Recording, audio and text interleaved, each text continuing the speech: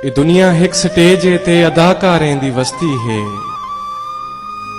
खुदा दा ना अदाकारी, खुदा दे ना अदाकारी, इथा मजहब अदाकारी, जहांदारी अदाकारी, जैंदे संग जे जिती रिश्ते सभे रिश्ते अदाकारी,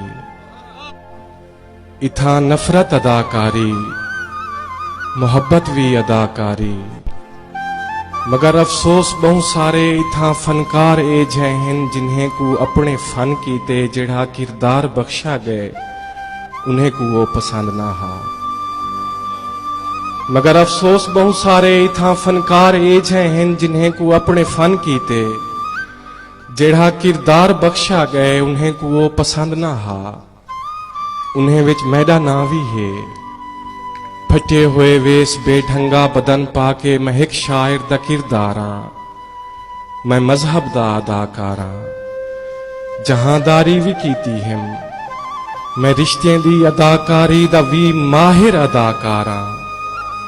मगर किरदार खुश ना हा, बगावत कर दी हामी, पिछे ही थे मुहब्बत विच ते नफरत विच रियाकारी निम्ही कीती, मैं किरदार कीते हैं अदाकारी निम्ही कीती।